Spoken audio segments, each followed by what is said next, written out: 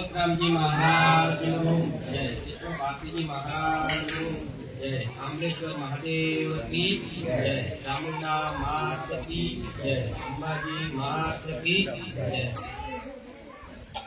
આજના આ અવસર પ્રસંગે કાતર સ્મરણ પરમ પૂજ્ય સંત શ્રી દોલતરામ બાપુ જેઓને આખું વિશ્વ સન્માન કરવા જઈ રહ્યું છે, સન્માન કર્યું છે, એવા વર્લ્ડ બુક ઓફ રેકોર્ડનો સન્માનિત છે। અને ઇંગ્લેન્ડ સાથે જોડાયેલી સંસ્થા છે ગ્લોબલ એવોર્ડ, એમને પણ હમણાં 13 તારીખે મુંબઈ ખાતે એમનું ભવ્ય સન્માન કર્યું અને એમને એવોર્ડ સન્માનિત કર્યું છે। આ અવસર, આ એવોર્ડ એ એકલા બાપુનું નહીં પણ સમગ્ર એમની સાથે જોડાયેલા સમગ્ર સમાજનું છે, સમગ્ર લોકોનું છે। એટલે આપણે આ તબક્કે ખૂબ ખૂબ ગર્વની લાગણી અનુભવવી જોઈએ। આપણામાં પણ એવો ઉત્સાહ થવો જોઈએ કે બાપજી આપણા માટે આખા વિશ્વ લેવલે મહેનત કરી રહ્યા છે। આપણો ધર્મ, આપણો સમાજ, આપણું રાજ્ય, આપણો દેશ ગૌરવાન્વિત થાય એવું કાર્ય કરી રહ્યા છે। આપણે પણ એમની સાથે ખભો મિલાવીને સતત કાર્યશીલ રહેવું જોઈએ।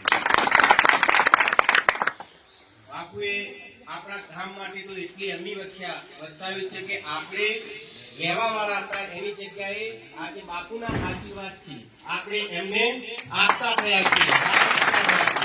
અને આ દાન કે આપણે બાપુને આપતા નથી, આ દાન આપણે આપણા સંતાનો માટે આપી રહ્યા છીએ।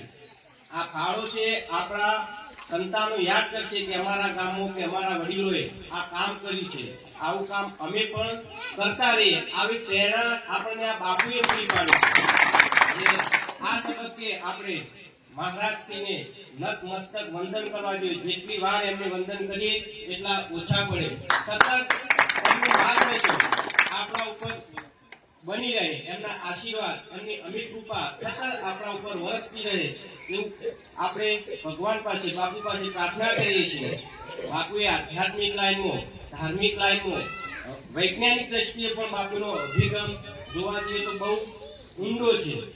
બાપુ જોડે એકલા બેઠા હોઈએ ત્યારે ધાર્મિક, આધ્યાત્મિક સિવાયનું પણ ઘણું બધું વ્યવહારિક જ્ઞાન પણ સતત એમની એક જ વાત, લોકોનું કલ્યાણ થાય, લોકોનું કલ્યાણ થાય, આવી ભાવના સતત બાપુ રાખતા હોય છે। અને આપણને પણ એક જ શબ્દ આ કહેતા હોય છે કે ભાઈ તમે બધા ભાઈઓ, સમાજ, બધો સમાજ કોઈ નાત જાત વગર, કોઈ ભેદભાવ વગર, કોઈ ધર્મ, કોઈ જાતિ, આ બધું સાઈડ ઉપર રાખીને, બાજુ પર રાખીને સતત લોક સેવાનું કામ જેને ઉપાડ્યું છે એવા સંતશ્રીને આપણા ગામ પરિવારે ભેગા થઈને બાપુ આ સમગ્ર ગામ એક થઈને આપણું આ સન્માન કર્યું છે કે અમારા ગામનો પણ આ તબક્કે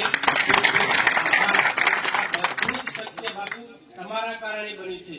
તમે આ દિશાના રાહબર છો, સતત તમારી આવી કૃપા અમારા ઉપર બની રહે એવી અમે પ્રાર્થના કરીએ છીએ અને મારી વાણી પૂર્ણ કરું છું।